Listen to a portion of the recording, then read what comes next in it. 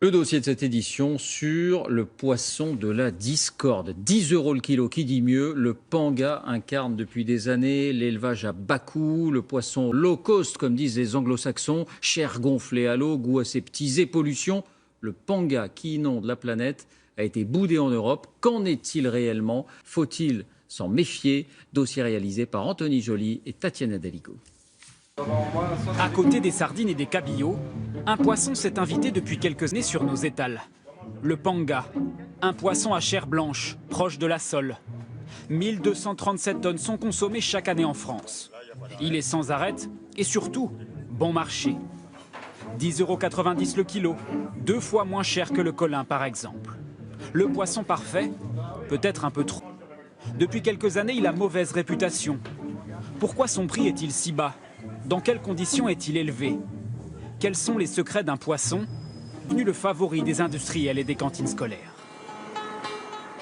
Les réponses se trouvent à 10 000 km de chez nous, au Vietnam, dans le delta du Mekong. C'est la région du panga. Plus d'1 milliard de poissons sont élevés ici chaque année, 95% de la production mondiale. Le panga, Monsieur Han en élève depuis 20 ans. Ces poissons se trouvent dans ces petits étangs. Pour l'instant, ils semblent bien calmes, mais ça ne va pas durer.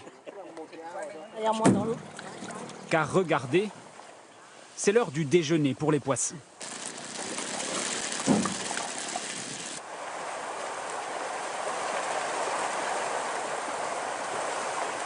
En quelques secondes, les milliers de pangas vont tout dévorer.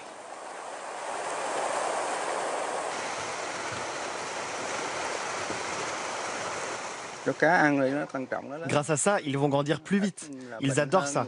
Je pense que c'est le meilleur produit pour mes poissons. Le produit, ce sont ces petites croquettes. Grâce à elles, les poissons atteignent leur taille adulte en seulement 6 mois. 2 fois plus vite que s'ils n'en mangeaient pas. Ici, tous les pisciculteurs utilisent ces croquettes importées du Pérou. Mélange de protéines, de soja et de poudre de poisson mort. Sans danger pour les pangas, assurent les éleveurs. C'est bon et ça évite que le panga n'attrape des maladies. Rien que dans cet étang, il y a plus de 600 000 pangas en élevage intensif, des poissons plutôt voraces puisqu'ils mangent 400 sacs comme celui-ci tous les jours. L'objectif est clair, qu'ils grandissent le plus vite possible pour être vendus rapidement. Les pangas ont la particularité de bien supporter l'élevage intensif. Une fois à leur taille adulte, ils sont pêchés et vont alors subir une transformation radicale. Est-ce que les poissons sont arrivés? Vas-y, dépêche-toi! Les poissons sont transportés dans cette immense usine. 600 salariés travaillent ici à la chaîne. Ils découpent chaque jour 70 tonnes de pangas. Là, c'est la première étape. On reçoit les poissons encore vivants. Et là-bas, on tue le panga.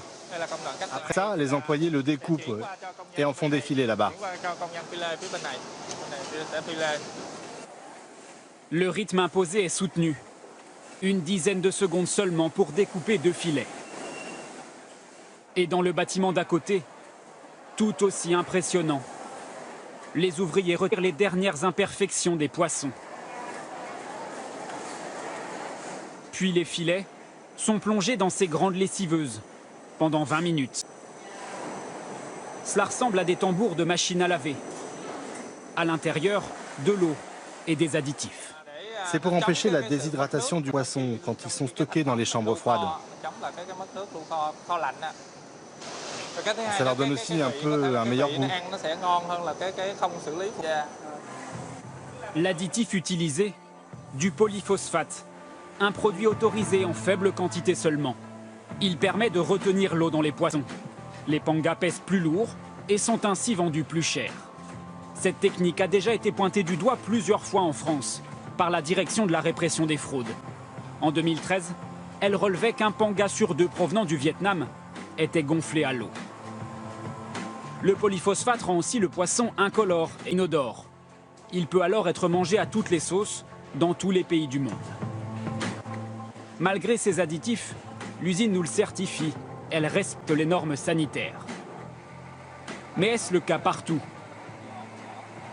Nous nous rendons chez ce pisciculteur. Ces étangs, comme tous ici au Vietnam, sont alimentés par l'eau du Mekong, un fleuve très pollué.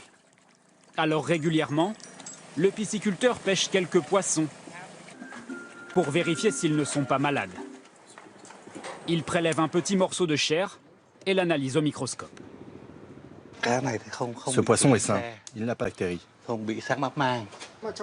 Au cours de notre échange, le pisciculteur nous fait une confidence. Quand un panga est malade, on utilise des produits biochimiques, des médicaments. Vous pouvez nous les montrer? Non, en fait, on n'en utilise pas. L'homme est hésitant. Pendant notre tournage, des membres du ministère de l'Agriculture nous surveillent. Ils sont méfiants, car bourrer les poissons de médicaments, une pratique courante chez les éleveurs, c'est interdit. Nous ne saurons pas ce que contient l'armoire à pharmacie du pisciculteur. Pourquoi un tel malaise? Ces hésitations jettent le doute sur le panga. Mais à en croire cet écologiste vietnamien, le poisson vendu aujourd'hui sur le marché mondial n'a rien à voir avec celui d'il y a 10 ans. Le contrôle de la qualité du panga est vraiment d'un bon niveau aujourd'hui. Il y a effectivement une pollution dans le Mekong, mais elle ne dépasse pas le seuil acceptable. À l'issue de notre enquête, difficile de se faire un avis clair et tranché sur la question. Pour l'heure, aucune étude scientifique sérieuse, au Vietnam comme en Europe, n'indique une quelconque nocivité du panga. Une page d'histoire, il y a 47 ans tout juste.